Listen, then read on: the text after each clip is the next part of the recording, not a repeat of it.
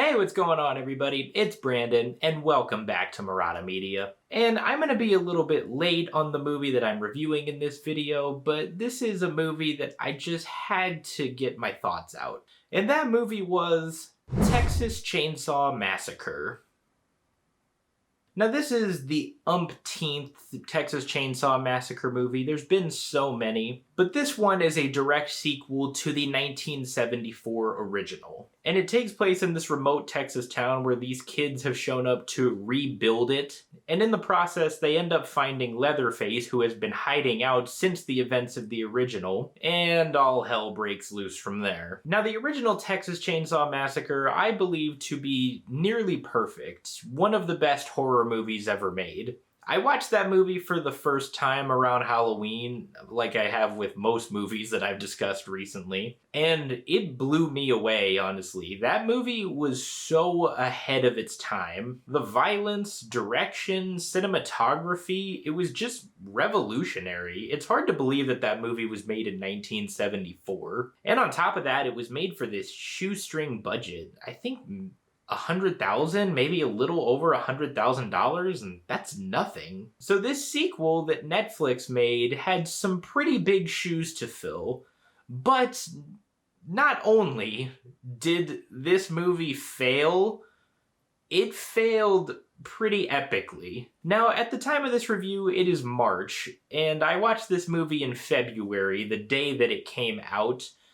And I'm willing to go out on a limb right now and say that this is the worst movie that I will watch all year. If there is something worse than this, then I will be shocked. The first problem I have is that these new characters that they introduce are not interesting or likable at all, and some of the characters die so quickly that it's nearly impossible to even attempt to give a shit about them. And little backstory is given to them. You know that two of them are, I think, chefs at some sort of restaurant, I'm assuming in LA somewhere. And they're basically trying to revitalize this town and bring it back to life. So it's pretty clear that this town means a lot to the people who know of it and grew up there, but why are these kids trying to rebuild it? Like, why does this mean so much to them? Why is it so important? And there's another backstory that's not really expanded upon, and that's for the character of Lila, played by Elsie Fisher. This is the first movie that I've seen her in since 8th grade, which I thought was a phenomenal movie, and she did a wonderful job acting in that film. But her performance in this was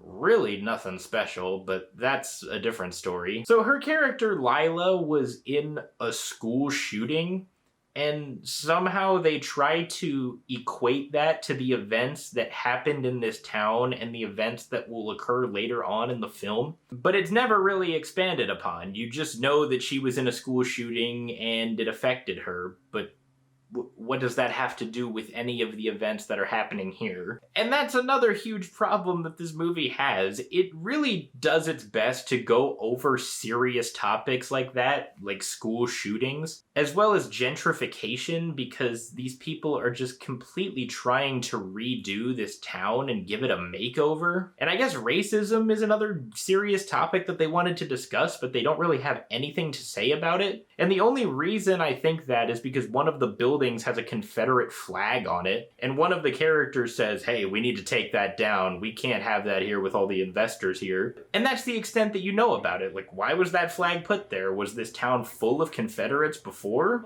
But you never really know. They just take it down and they move on and it's never mentioned again. If they went a little bit deeper into these things, then it probably could have been a whole lot better, but it just barely scratches the surface. And considering the timeline of this movie, what did they do to Leatherface here? Because the original movie as well as this one are in the same timeline.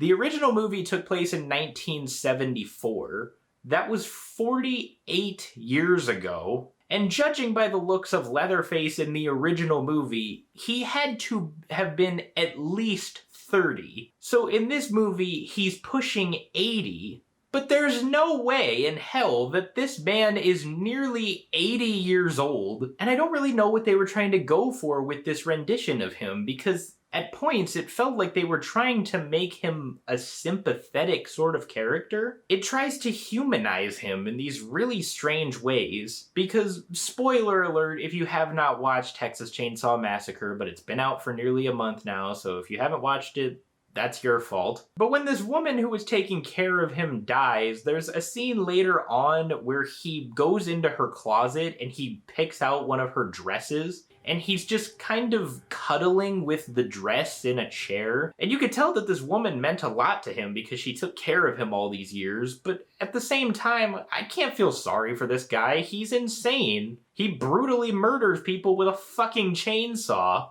Am I supposed to be rooting for him? Because I'm not. And like I mentioned, the acting in this movie just is not good at all, and that's highlighted when you get scenes like this. I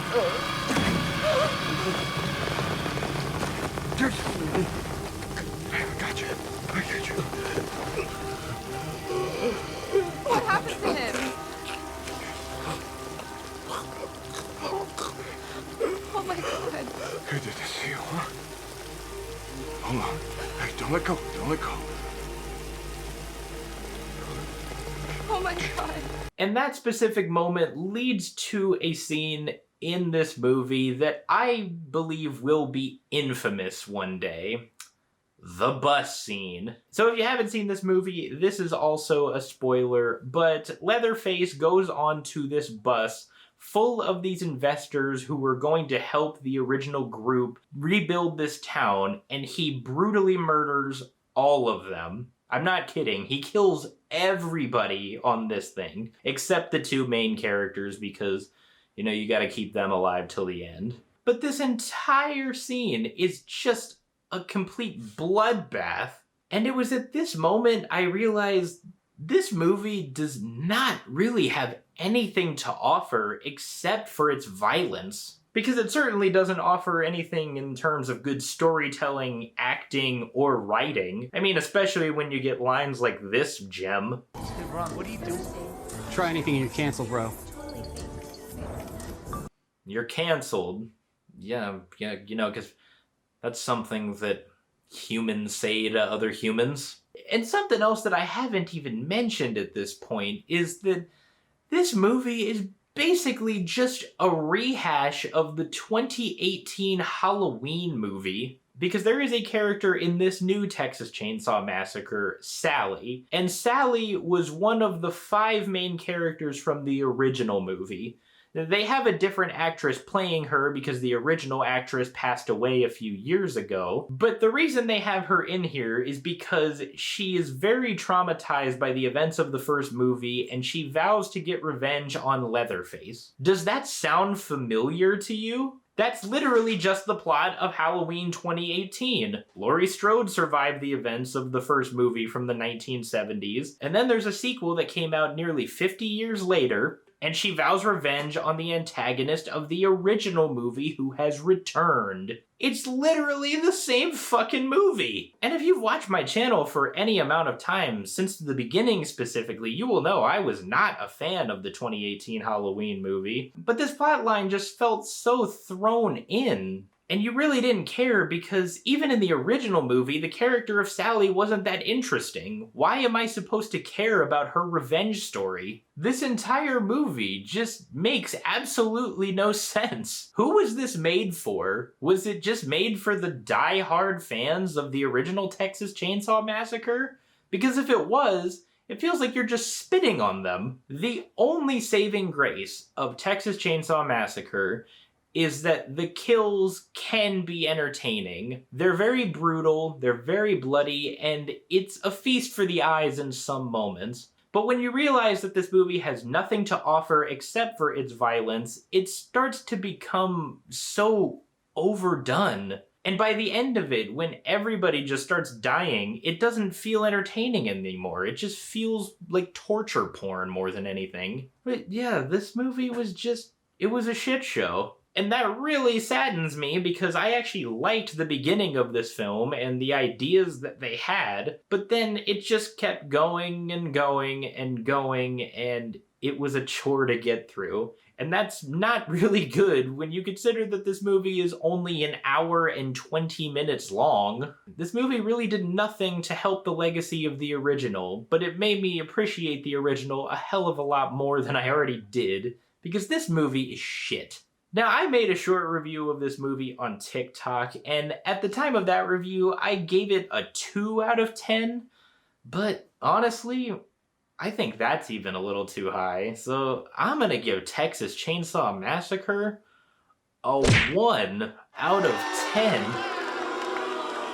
Hey everybody, thank you so much for watching my review of Texas Chainsaw Massacre. If you guys liked this movie, then tell me why, because I'm legitimately curious if there was anybody who even liked this movie. If you guys liked this review, then be sure to hit that thumbs up, and do not forget to subscribe. If you want to see my previous reviews, then I will link those right over here. Other than that, I hope you all have a tremendous rest of your day, and I will see you all next time.